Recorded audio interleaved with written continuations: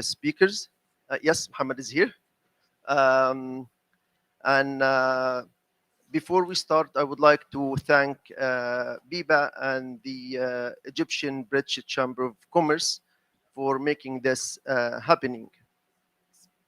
Although COP27 is a call from the earth and it is environmental rather than anything else, we still have business, finance, technology, and education to have a role to play.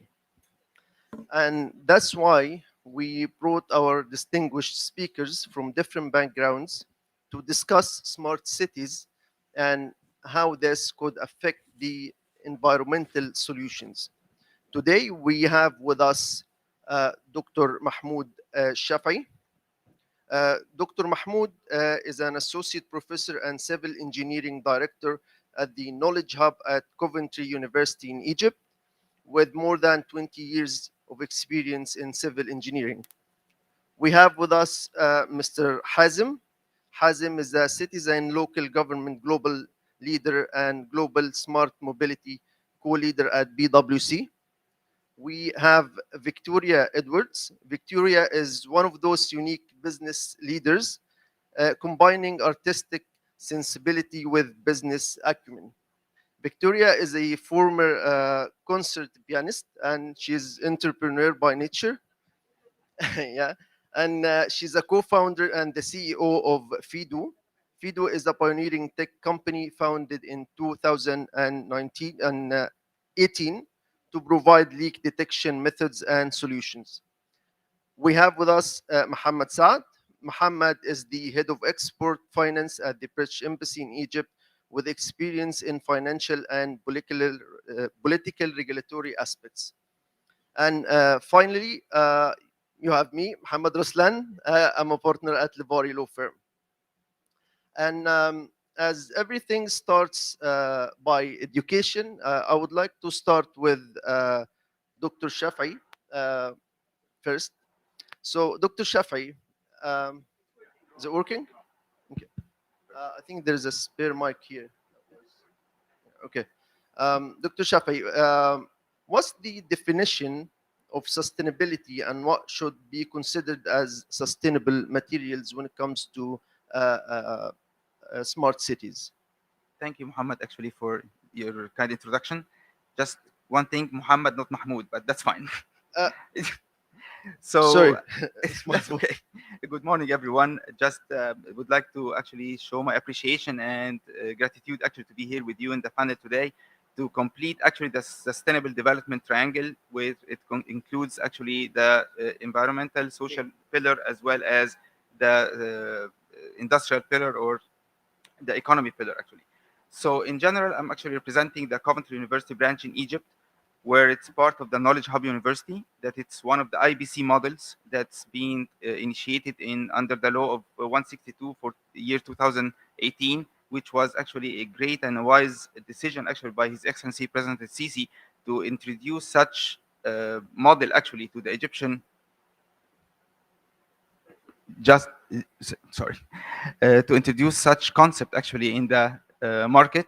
So by having such IBC model actually it helped actually not only in keeping the foreign currency actually within the Egyptian economy. However, it starts also in introducing different competition in the higher education market, which will result actually in the improving the quality of the graduates at the end, and this is all our aim. So going back to the question actually for Muhammad about sustainability, I think all of us here knows that sustainability is how to acquire the resources for the present situation without compromising the future generation. But the issue is that we are not talking only about sustainability. We need to talk more about the sustainable development and the intersection actually between the environment, social, and economy.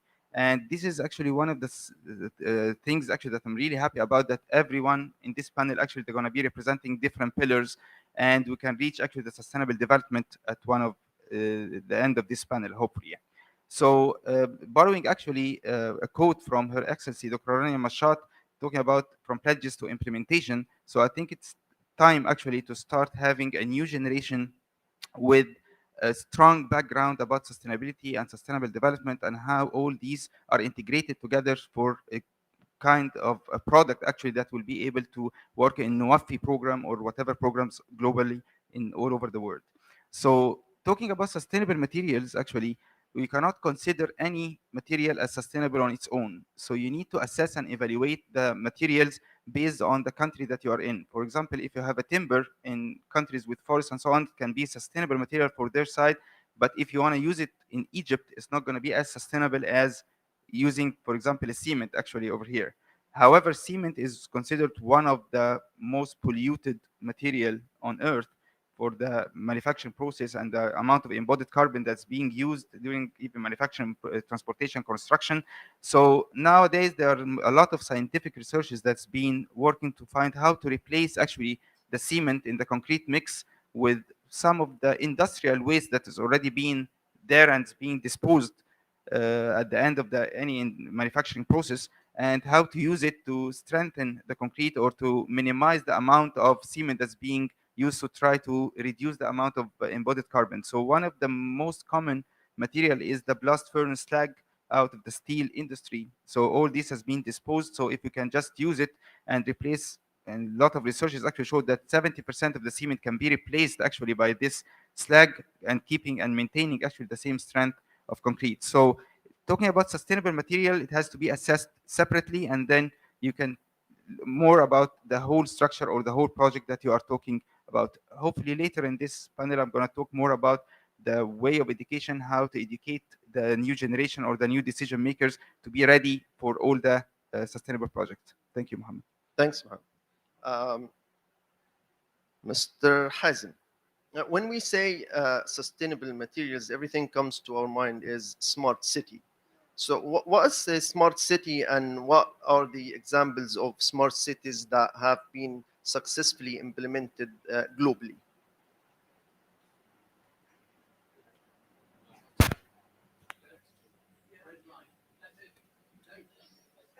One more? No, no, no, no, no. One more. That's it. Perfect. Okay. Good morning, everyone. Pleasure to be here. My name is Hazem Galal. I lead PwC's work globally with cities, including smart cities. I started on my first smart city project about 10 years ago. We worked with the capital of Kazakhstan at the time. It was called Astana, now Nur Sultan. And in the past 10 years, I must have worked with over 40 global cities on their smart cities programs. And when we talk about smart cities in general, it is not about technology. With all, apologies to the technologists in the room. Technology is an important factor. It enables you to have a smart city, but a smart city at the end of the day is about offering convenient, accessible urban services to the residents, the visitors, the businesses of a city, right? So it is all about how do you use data in an intelligent way to make intelligent decisions about designing and operating a city with all the different services and verticals you can think about, be it education, healthcare, mobility, the heating, utilities. All of these are the different components of a smart city. And from the work that we've done over the years, it's very important to make the distinction between what are the challenges and the solutions that you have for what we call a brownfield city. That is a city like Cairo, for example, like Amsterdam, like Tokyo. It's a city that exists. It's a city that has relatively outdated infrastructure in some cases.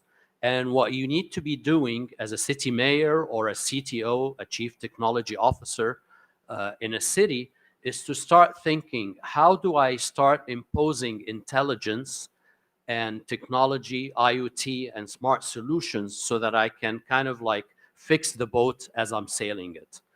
Very different reality from greenfield cities like the new administrative capital, like Neom in Saudi Arabia, like all of these cities that are being constructed from scratch. And here the challenge is a little bit different because it is all about how do you sort of like put in the sufficient infrastructure from day one? How do you design the city also with smartness in mind and all the use cases? A use case is just a fancy name that is how are you actually going to use the technology to provide a service, all right? So when you wake up, for example, in a smart city, you want to be able to make decisions about your daily commute. For example, I would look at an app. I would have multiple mobility options. One of them could be, taking a public transport bus and maybe ending the last mile or the last point maybe with a bicycle or a micro scooter or something like that. That's option A. Option B could be I'm going to ride my own personal vehicle. Option C could be ride sharing, or could be an Uber or Careem. And you want to be in a smart city to be able to assess the time, the cost, maybe the environmental impact that you're going to have, and most recently, because of COVID, the level of exposure that I'm going to have to other people, because I don't want to be sharing a bus ride with many people because there is a disease or a contamination, sort of like, or a flu season in that city. So these are the type of examples that we've seen around the world, and this is no longer, something theoretical. A lot of cities are actually using this in the region and globally to make intelligent decisions. As such, it is what we call, for example, mobility as a service. And that allows you to use the data, not only your own data, but also mobile data, to see how people move from one part to the city to the other, and use this to better plan your public transport, better plan your roads capacity, and better plan even the work starting times. And especially these days with remote working and all of that, you can make those decisions as a city and as businesses and as citizens living in a city. And I'll come with more detail, but I just wanted to paint a general picture and to simplify the whole concept, because I think, like many other sort of like jargons in the industry, sometimes the term is a little bit abused, but it's a lot more simpler than what people think. Thank you, Hazem. Victoria, as just Hazem mentioned, that technology enables us and supports the goal and supports the smart cities overall. So when it comes to technology, it's 30% of all water in distribution systems around the globe is wasted before even reaching the tap. How can technology help with that, taking into consideration that water authorities are not technology enhanced? Okay, well, wasn't it lovely to see the first keynote? And congratulations to Egypt. It's no longer just talking, it's no longer hot air, there's actually action, there's implementation. And that's really what it's about. And actually to see it here with us on the ground. But let that number sink in. 30%. That's on a good day. We are the only industry, the water industry in the world, that is allowed to produce something then lose 30% of it. We should all get the sack. We should all be fired. All right? And what we should be focusing on is day zero. That's the day the world runs out of water. It's happened already. It's happening now, and it's happening on every continent, whether it's developed country or not. And we have to stop it. And when we're talking about technology and innovation, actually it's more fundamental than that. It's about that human right to access to water, and how can technology and data and actionable data play a part in that? And we're talking about smart cities. Well, it's no good smart cities if the new pipes they put in are leaking, because that underpins what's happening. So what we're talking about here is we need to get the fundamentals right, and we need to use technology and AI in a non-proprietary open data way to make visible what is invisible. To be building things in a world that we lose 30% of what we produce needs to stop, because net zero will never be achieved without addressing the fact you need water to power all this new technology. So let's get real, let's focus, let's use technology in a way that is non-proprietary, that's open data, that gives us visibility about what's invisible. Most leaks you never see. 95% of them are underground. So, you saying in a developed country, I said to one utility company, I said, how do you assess how big your leaks are? because you want to fix the big ones. This is the problem that we're facing. They said, well, we wait till somebody phones up because it's running down the road. And we said, well, that's only 5%. They said, and very proudly said, we dig the hole, we get a bucket, and we put a bucket next to the leak, and we take a picture. And we're going, but you're missing all your big leaks. So when we're talking about data, it has to be integrated. It has to be non-proprietary. Proprietary technology is not going to solve the problem. We will not be able to implement under WAFI, the water action, the food and the energy without embracing true collaboration, true data that is actionable, not just more dashboards, not just bright new shiny things, and let's solve the major crisis that's happening at the moment, which is the water crisis. Then these smart cities can be built, they can be sustainable, and they will last. Thank you. Mohammed, when we are talking about smart cities, finance is an integral part of the process itself.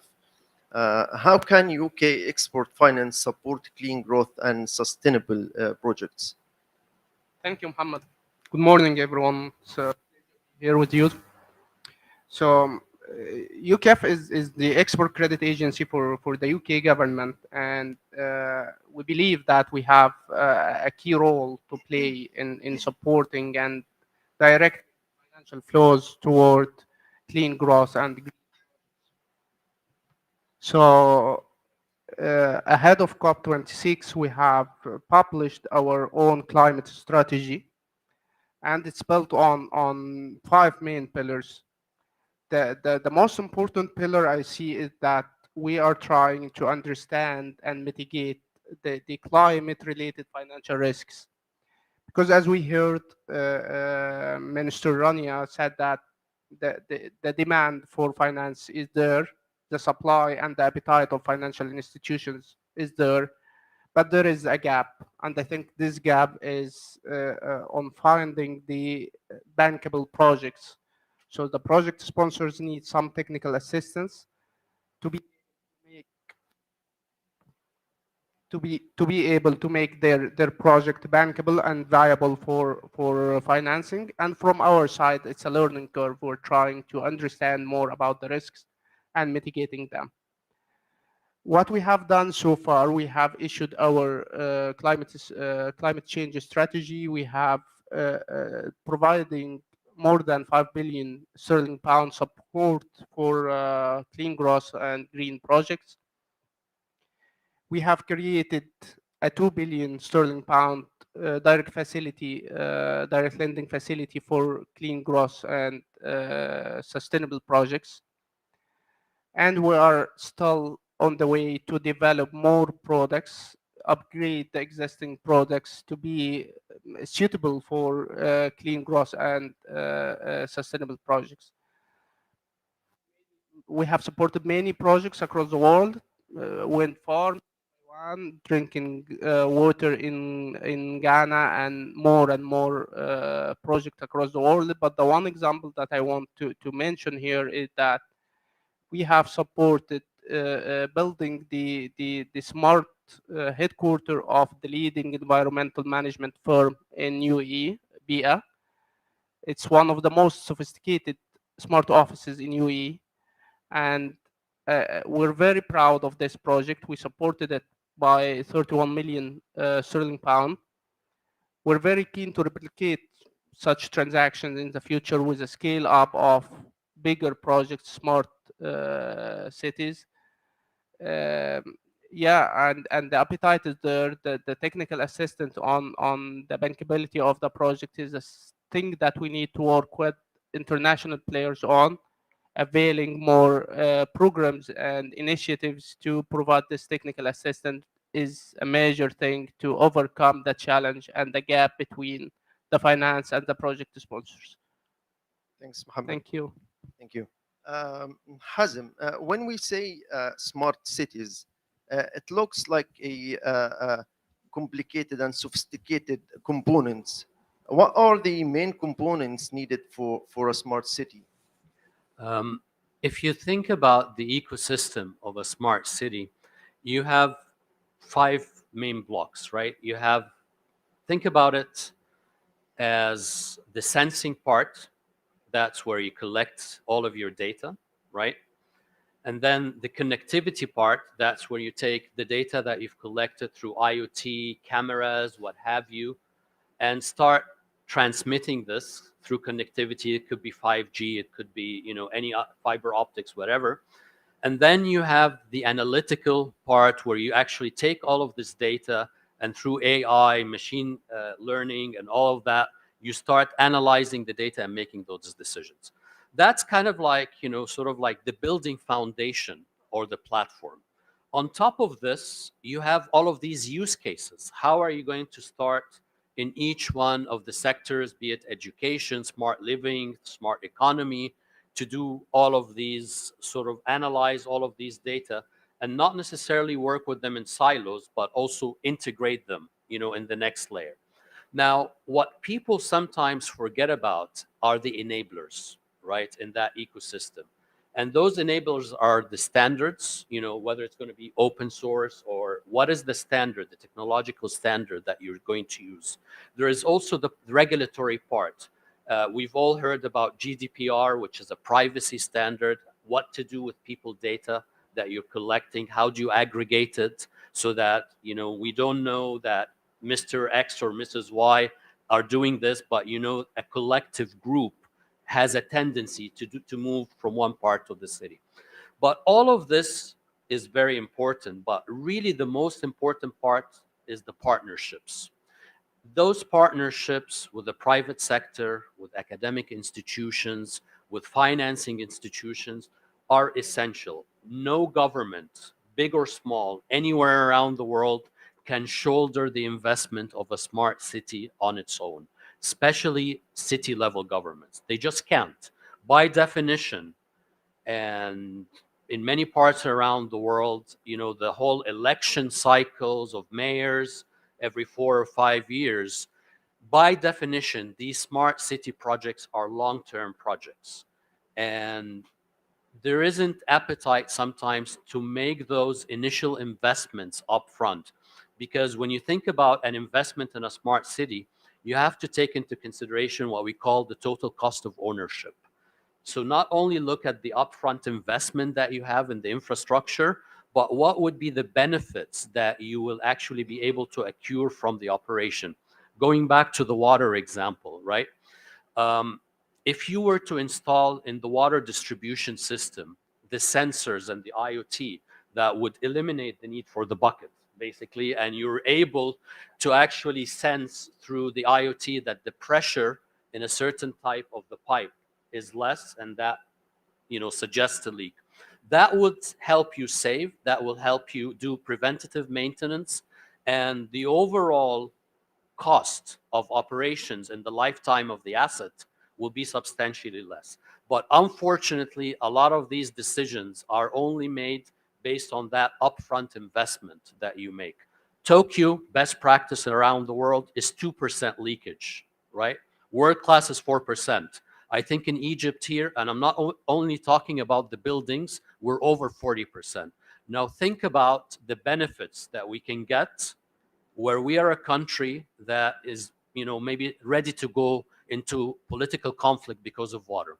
So a lot of these investments have to be rethought in a very different way over the full benefits you get from that initial investment over the lifetime. Thank you, Hazem. Going back, Hazem, to what we're saying, I would like to ask Victoria on how data and AI can participate in this, and how can we change the people's behavior towards energy saving? Well, I'm a big believer in not having data for data's sake. It has to be data that gives you an insight. But I do think it's funny when you say change people's behavior. And I'm a big believer in community agency, because we've tried regulation, we've tried government initiatives, we've tried lots of things to encourage us to actually fix this pressing problem that we're going to run out of water. And we're talking about building cities. It has to involve the community. Can you imagine the power of your community? How many of you in this room have been frustrated because there's been a leak in your street, or you've not had water, or it's the wrong color? How many? Put your hands up. Be brave. Right. Okay. If I could give you that visibility, so you know as a community, as that consumer, where your leaks are beneath your feet. But your water company is telling you not to use your hose pipe, not to have a shower or share a shower. That could be interesting. Doesn't that include us all in making the right decisions about saving the planet and getting rid of water security and the insecurity by making visible what is invisible? And that's what good AI and technology can do. But it has to stop being proprietary. You can't have somebody putting a sensor in going, but it's my sensor, so you've got to use my AI, got to use my platform. You have to knock this over on the head. And it brought it home to me when I was speaking at SIWI. And it's a wonderful collection of academics, and a very well-known academic came up to me and she said, hello, I'm so-and-so, and I'm an academic. And I said, well, hello, I'm Victoria and I'm trade, so shall I sit down? So we've got to stop this. We've got to stop the short-termism of each individual silo, knock them down, be agnostic, be open data, involve the community in understanding the size of the problem and the difficulty of the problem. Let's make a collective decision. Let's use that data wisely. And then isn't that a great way for this smart city or the government or the region or the mayor to say, look, thank you for noticing this leak. You can see it. We're going to play a little game and you'll notice where all your leaks are. We've now come to fix it and you've saved your community this amount of water. Well done. It's about not just using data to beat up the services that are being provided, but to have an all community encompassing conversation through being non-siloed. All together, we're going to solve this problem. And it's all about implementation, but implementation will only work if it's not short-termism. Exactly as you're saying, we've got to look at the total cost. It's non-proprietary. It's truly collaborative. So if you're talking here, we've got a leak here and we've done some great work, and I want to thank the Egyptian government and Vodafone here for making this happen in Sharm el-Sheikh. We identified some leaks. That leak is now a global being. We've captured those leaks and we fed it. So everywhere else in the world is learning how leaks behave. And that's what we talk about being non-proprietary and open data. So whether you're in Rio, whether you're in wet and windy Wigan, which it very is in the UK, whether you're here, everything that we're doing is making a difference collectively. And that's how we're going to solve the problems. And that's how we're going to implement. And we're going to make sure there's no short-termism, because we're going to get the community involved. We're going to make visible what's invisible. And we're going to understand the size of the problem, and we're going to fix it together. And then we can build these smart cities on real solid foundations and make sure that the issues of water scarcity, day zero doesn't happen. Then we can absolutely tackle net zero. So let's use this year to get that implementation framework ready by having non-proprietary conversations. Thanks, Victoria. Thank you. Dr. Shafi, when we say technology and AI, data, that all is considered technology. As a civil engineer, what technologies are important to urban and rural planning practice? Thanks, Mohammed. I think the main difference actually between rural and urban planning is going to be the difference of land use. Actually, what you're going to be using the land for. Is it going to be for agriculture to be the food part, the next food part, or is going to be urban area where people is going to be living with different aspects, hospitals, education institutions, roads, residential areas, and so on. So the first thing, actually, there's a lot of technology tools, and as Hazem said, actually, that technology is just a tool that we need to make sure that we are using it right, using it in the right context actually of it, either for the water leakage or for any smart city in general. But what's really important, actually, we all are using the technology. The most common one is the GPS or the Google Maps actually that we are using. It's all based about technology, and we are using it every day to give you the shortest distance from one location to the other and so on. So this is going to save somehow the energy at the end for some routes. But how to protect the data actually is one of the things that we need to take and have some experts actually or fresh grads dealing with, like cybersecurity and ethical hacking field, because all the data can be in cloud technology and can be all over the place, but you need to make sure that all the data are secured for the right usage of the consumer and the users of this data, either going to be for water leakage or for urban planning or rural planning. And also you can use the remote sensing to get the feeling of how the architectural zone actually is going to be different from one year to another, depending on the amount of land use of the agriculture zone. So the security actually of the data is one of the most important things that we need to talk about, or to take the technology into it later on. Thank you. Thanks. Going back to sustainability, Hazem, how do smart cities aim to be sustainable? Yeah, I mean, the two terms basically have, if you think about it as a Venn diagram, there's a lot of overlap, right? Uh, but I always think about, again, smart cities being a tool to become sustainable, right? You don't, at the end of the day, being a smart city is not an objective on its own. It's a means to an end. And that end, it should be sustainability, economic, social, and environmental. So going back to the examples, that I mentioned with respect to mobility, if a smart city or a smart mobility program would allow you to reduce congestion, to reduce your emissions, that is contributing to the sustainability goals of a city, not only the environmental, but the economic, because there is a cost for congestion. And regardless of which city you are in the world, your commute time affects your productivity, your quality of life, sometimes even your health and well-being. So when you think about, if I'm going to use data and smart mobility applications to shave off 20, 50% in some cases of my commute time in a city, that would translate into sustainability in the city as well. So we should think about smart cities as a means to the end, and that end is building resilient, sustainable cities. Thanks, Hazem. Muhammad, we were just mentioning that no government can finance the smart cities on its own. So, what are the challenges facing financial institutions in financing clean growth projects, and how we overcome those challenges? One more? Yes. Actually, the challenges from our point of view as a financier, I think the bankability of the projects. So yeah, as I mentioned, the appetite is there, the liquidity is there from ECAs, from development banks, from commercial banks, but the bankability of the project is the challenge for us. From the project sponsors' point of view, accessing finance is not easy for them. So again, the gap is there. We can overcome that by two steps or two plans that we can commit to. First, increase our understanding about the projects and the new trends in the clean growth space, understanding the risks and trying to mitigating it, increasing our appetite for clean growth projects. And from the project sponsor side, they need, as I mentioned, they need international coordinated efforts to increase the bankability of the project.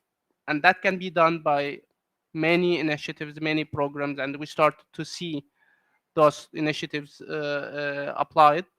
For example, the government of UK just launched a program called Climate Finance Accelerator, whereby they provide technical assistance to project sponsor to make their projects more bankable and more viable for financing. So I think more initiative and program like that from the international community would help a lot. More learning from financial institution side and increasing the appetite for clean growth would help a lot. And I think long way to go, but we started to be on track in the last few years. Thank you. I think Hazem wants to add something Yeah, here. I want to come in on this financing part because it's something we deal with quite a bit. I was in Detroit in the US 3 weeks ago, an event with the World Economic Forum. They invited us to see how the city, which at its peak was 2 million population and went down to 600, 800,000 because of the decline of the automotive industry.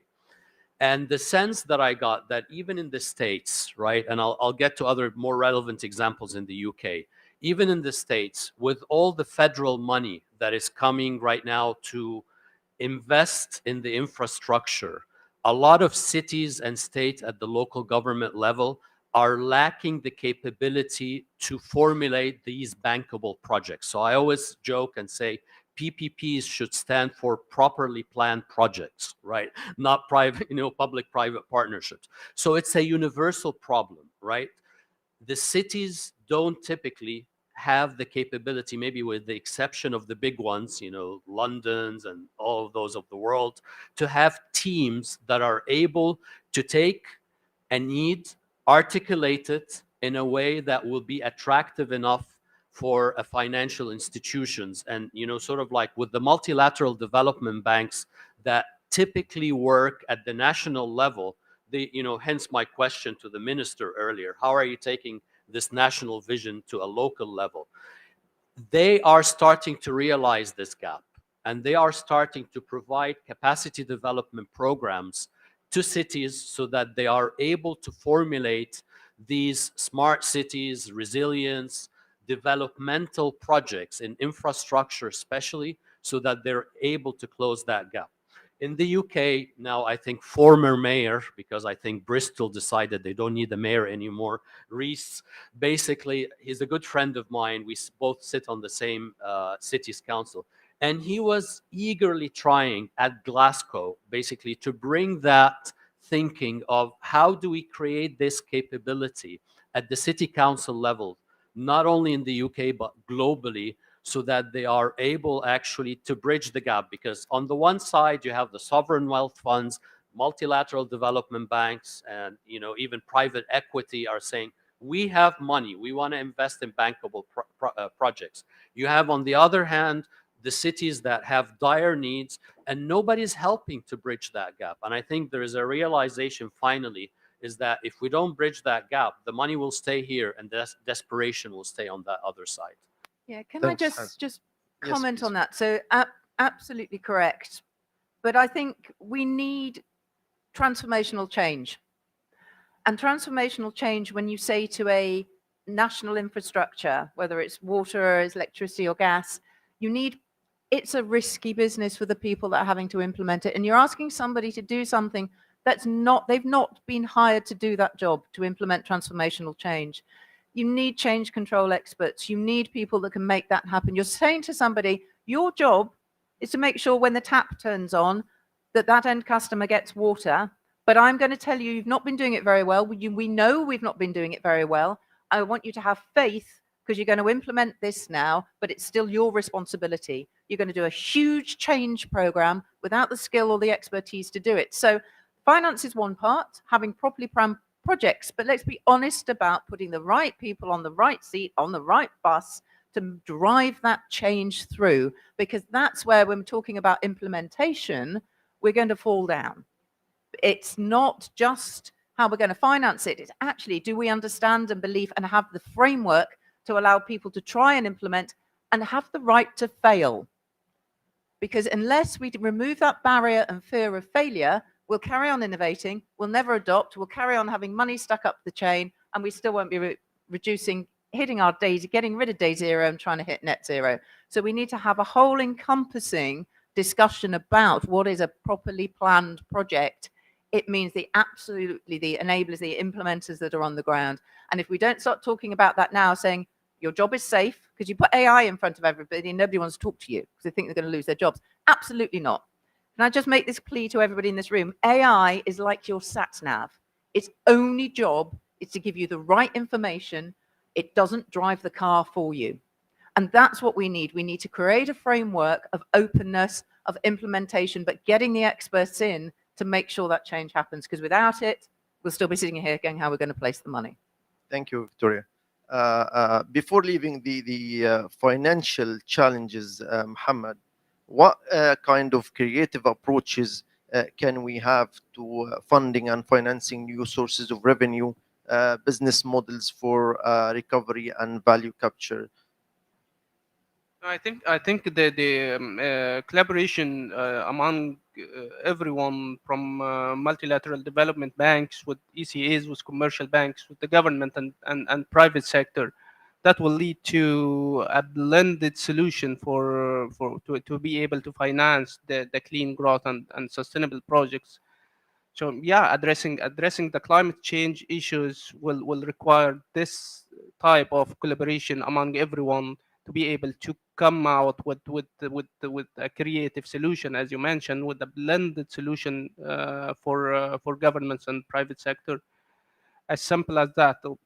Putting everyone on in the same table and discussing the projects, putting all the efforts on that will help to come out with the creative solutions. Same products we have, commercial banks have, development banks have the product on shelf, but putting the product together, blend it on a way that help financing the project is the only way to address the climate change.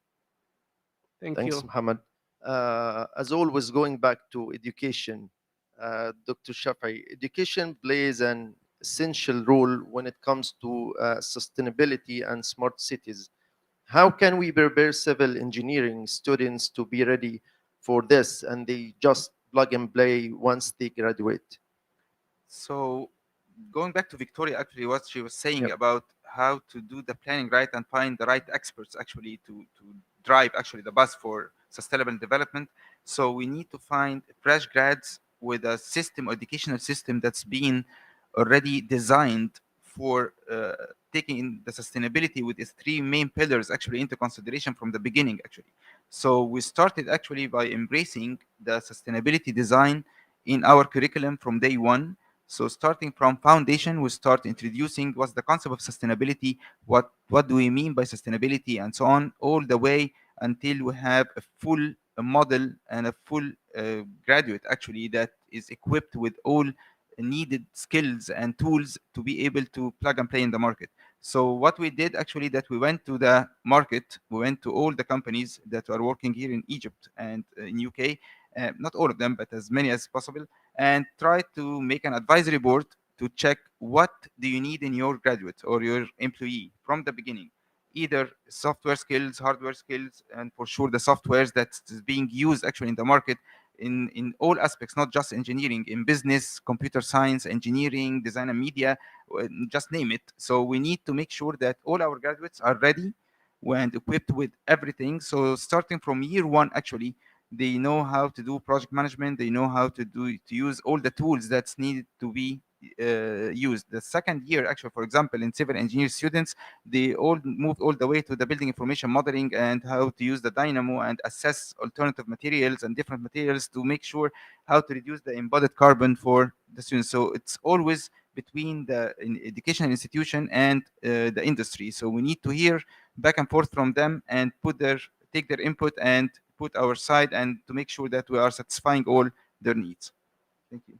Just Victoria, jump in yeah. there. I'm going to be a little controversial, only a little, so don't worry. Ian. Absolutely believe in education is the key. But nobody sits in double maths on a Friday afternoon and say, if I concentrate really hard and I pass my exam, I can go and work in the water industry, right? It's not the industry they want to go into, gaming, or they want to go into, others that have this attraction. So we're saying we need to change the perception. Water is the most valuable resource on the planet. It's not about your e-gaming. It's about using your skills to save the planet. Let's make it an industry that people want to come to. But I'm even going to be more controversial than that. And I'm saying to everybody that works in these wonderful large corporates, and you're thinking you may be winding down a bit, I'm saying come and join the water industry. Be your last hurrah. Bring that change, experience, and knowledge that we need in the industry. Don't just trot off into the sunset. So we need the youth that know what they're doing. In the water industry, there's a great brain drain. But actually, we want some of these grey hairs that want to make a difference in the final thing that they do in their working life. So it's got to be that matter of making this industry attractive, making people understand the size of the problem, making them want to sit in double maths, want to do their STEM studies, and want to be where it's at. It's not a Formula One car. It's about the water industry. And only when we get that enthusiasm in and we get some, will this implementation go at scale? Hazem, you want to say something? Yeah. Yeah, I think I'm being recruited, as no, I just want to go back to the nature of cities, and it's a system of systems. It's complex. It has to be multidisciplinary. because, and I think part of the issue is that a lot of the programs, at least historically, that we had at universities and even at schools are not multidisciplinary. I mean, you cannot be a civil engineer who doesn't understand economics and finance. You cannot be a business major who doesn't understand technology. You know, so I think there is a need to rethink how we design some of these programs so that they are more multidisciplinary by design. I mean, I teach a course at a University of Penn. Once a semester, I go there. And when I think, you know, about the mix of students in there, it's a combination between the Wharton School of Business and Design and Architecture. And they're getting together these students with different backgrounds, and that's when the magic happens, when you get all of these disciplines to integration. complement each other, right, on projects in the classroom. That's how you can really create the right type of talent to solve these urban challenges. Yes, totally agree. When we say integration between business and education, we have a success story here. So United Utilities Innovation Lab is one of those success stories. Victoria, how does this come into reality, and how does it bring value to community? Well, fundamentally, Fido wouldn't exist without that innovation lab. I got arm twisted to enter when we were just a concept. And we came from outside the water industry. And the reason and they gave us access to everything. This is when I'm talking about being open. They said, we like your idea. You're either completely mad, and the jury's still out on that one, or you've got something that's going to make a difference. And they gave us access to people, to data, to networks. So we worked with them, and we failed multiple times. I mean, we had the huge failure because we thought we'd have to go inside a pipe to find a leak. So we went inside and we lost one of our sensors. So we said, we're going to do it without ever going inside a pipe ever again, and with taking any sensor, being open data. And the reason United Utilities Innovation Lab is so successful is they dedicate somebody. They say, you're working 100% doing your day job. You're now only going to work 50% on your day job. We're going to put somebody else in to do the other 50%. And you're going to dedicate that time to get what you really want. Because if you're in a huge corporation, you're way down the list in digital services when you put in your request. You're way down your operations team. This was their chance to build something that they needed to fix one of their problems. And the United Utilities Innovation Lab, I'm a big spokesman for them because they know innovation is only 10%. The real important thing is implementation and adoption. And in order to do that, it's not just the C-suite going, yeah, it's a great idea, we're going to do it. It's the people that use it every day. And it's by having all those stakeholders involved right at the beginning that you can build something that's of value. And I think if you can create that non-siloed culture that embraces failure, that knows the real work is going to be done in the adoption phase, it's something that people should replicate. And all credit to them, because they took a risk. They've got shareholders and they said, we're going to do this. We're not just going to be a tick in the box for Ofwat, bless them Ofwat, but if you make everybody work on 5-year cycles, nothing's going to get fixed. They said, we're actually going to see it through. So I think it's something that could be replicated. I think it's this best practice that should be shared. And I think it's absolutely right, Pierre, because you're very forward thinking. You're actually doing action, not just talking about it. And I think there should be that type of collaboration to make sure they can replicate it all over the globe. Thanks, Victoria. And my question is to Hazem. What are the lessons learned, Hazem, from greenfield versus brownfield cities? I think we've covered a little bit of these in the introduction, but again, by definition, the greenfield cities, you don't want to be retrofitting a greenfield city 5 or 10 years after you've built it. So you have to get it right from the get-go. And the problem is you're trying to foresee where the technology is going to evolve to. But there are very important concepts. Usually a city would break even around a population of 300, 350,000, depending on, the country that it's in. So the challenge becomes, as you're building the greenfield city, how are you going to attract that initial critical mass that is going to justify the provision of these urban services, the water stations, the distribution system, all of these without collecting the sufficient fees. So that scalability and technology selection, as the technology is constantly evolving, but you have to lock in some of these design decisions in terms of how is the connectivity, the digital connectivity is going to look like, has to be very well thought out. And you kind of like design the city from the get-go. You put in all the technology and the water. You don't want to be digging up the streets of a smart city, you know, in a greenfield city 5 years after you've designed it, right? So scaling up while you're attracting people, the technology choices, the integration is all very important. And then you always need to think, how is this new city, I'll take the new administrative capital here as an example, how is it integrating with the existing cities in terms of accessibility? What does it add in terms of economic activity? How do I make sure that it's fully integrated without that system? A brownfield city or an existing city, on the other hand, the analogy I always use, it's like fixing the boat while you're sailing it. The city has to operate, Cairo has to operate, Amsterdam has to operate, while you're actually trying to retrofit and embed intelligence, one sector, one block, one district at a time.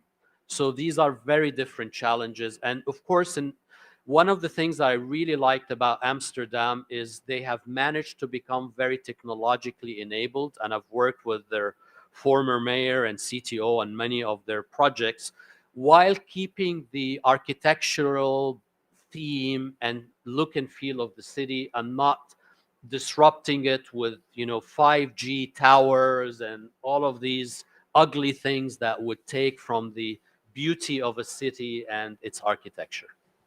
Thank you, Hazem. Thank you all. And it's now time for questions from our audience.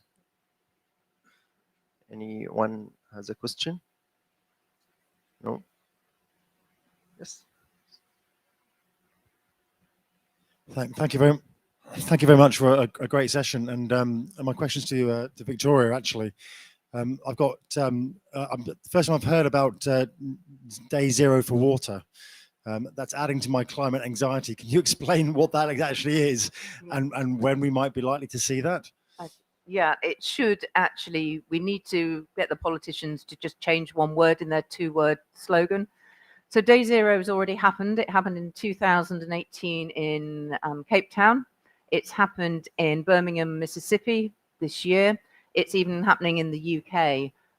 It's literally the day we run out of clean water. You turn on the tap and there is no water left. We can't produce enough. And the problem that we've got, if we can fix it, if we fix the leaks that are in our networks. So we're talking about Tokyo that's only got 2% leakage. Well, Las Vegas has got similar leakage, but every drop matters, and they take it really seriously because they've only got Lake Mead as their supply. And here we've got also, where is the sole source of water coming from? So it's great to see that Egypt are taking it seriously, but it's a real problem.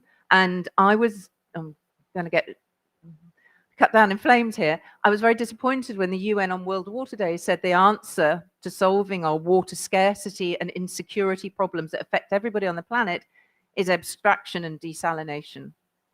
Because what's the point of going through very expensive processes if we then lose it 40%, 50, 60%? Let's also be realistic in Chile.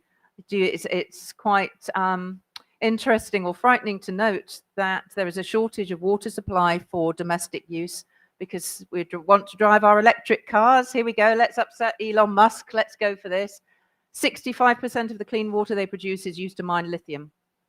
Now, how can that be a sensible solution? And they're losing a lot of water and they need help. And therefore, you have to design something that can help every community and every water company in the world because it's a real threat. And we should be focusing on water. Because people say to me, why haven't you gone into the oil and gas with your AI? You know, oil and gas is easy. Why did you go into water? Nobody moves in water. It goes at snail's pace. Because water is where it's at, where it matters. And it's only if we work together that we're going to solve this problem. So when you're sitting in the UK, and I love Thames, bless them, I didn't want to be in their press room. The day they announced a hosepipe ban, Kensington and Chelsea flooded because the mains burst. They weren't using Fido there, but So when you see these, please don't use your hose pipe. You may experience little or no pressure. That means they've run out of water. And they're trying really hard, but they're only given 5-year windows to do it with. So what we need to do is make it as easy for them, bring in the experts to help change by making it just an extension of what they do, by involving the community. So if you knew, I'm really sorry, I've got to come and fix your road, but I'm only going to dig up because there's a really large leak. You've got a few small ones, I'm not going to worry about that. But you and I together, we're going to make sure we don't run out of water. And it's the ability to take that technology we've developed in the UK, make it global. As long as you've got water in a pipe, that's all we need. But we need to focus on day zero, and we need to get governments, academia, trade, company, and the communities to, it's like going to the doctor, say, I've got an embarrassing problem. Well, until you embrace the fact you've got an embarrassing problem, how are you going to fix it? So we need to have that conversation, be open and honest about it. And then there's enough great minds in the world to fix this through a real collaborative, and I mean collaborative, not just a tick in a box, but properly collaborative, non-proprietary way, and we can solve this problem, and we can stave off day zero. Thanks, Victoria. Any other questions? Yes, please. Yeah. Hi, Vikas Agarwal from ACCA. So mine's like 3 little bits. I think, do we have enough political leadership to allow municipalities to raise their own finance for big infrastructure projects? Like water in particular, do municipalities have the right skills to effectively manage those projects in terms of public financial management? And then do they have sufficient natural capital management strategies in order to value water loss, land use, agricultural development? And I think that's probably a little bit from everyone. So the part basically for the training or the skills actually that are available to run actually these, there are some training sessions actually that's being taken nowadays to improve the skills and so on for the people to be able to run all these smart cities and everything now. And that's why what we're working on right now actually from the school, and to make sure that all the skills is being there from day one. So that's why you are having the project-based learning and the flipped classroom and so on, to be able to improve the skills, either software or soft skills or hard skills, to make sure that we have enough skills actually to be able to run all these programs and make sure that they are fitting actually in the market for everything. Hazem, yes. So what Dr. Shafi mentioned is the long-term solution, and it's quite essential. But my answer is most of the time not. They don't have the skills, they don't have the capability to do so. And I want to draw on a program that I've been personally involved with, which is the 100 Smart Cities program in India. The government there, when Prime Minister Modi came into power, basically realized that they need to take advantage of what's happening in India in the ICT sector and to create that national program in order to incentivize cities and support them with a national program at the central level, with funding, with know-how, with almost smart city blueprints. And what they're doing right now is, once they've incentivized those first 100 smart cities, and the definition of what is essential for each city in India is going to be different from Helsinki or any other cities. So a lot of projects around water sanitation and all of that did qualify. And the beauty of this program is, through the central government support, they were able to take some of the lessons learned and some of these use cases and solutions and to start to scale up to other cities that were not initially part of the program, to bridge that gap.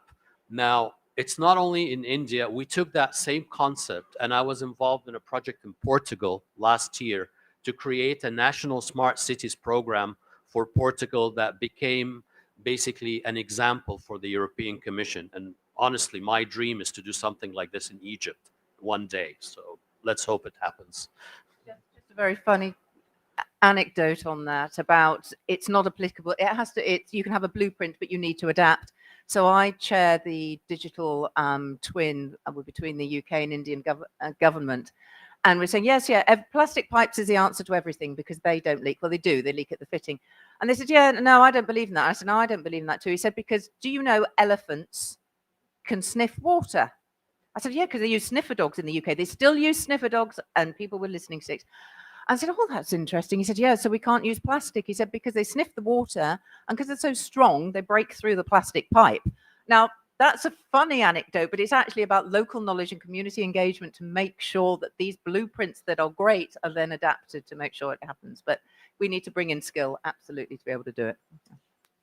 Victoria, I want to thank you for being such an amazing advocate for water, and the message regarding what we should do in universities, developing this passion in our students. So my question to you, Hazem, so you're obviously an expert in smart cities, as far as I understood from the brief comments you made.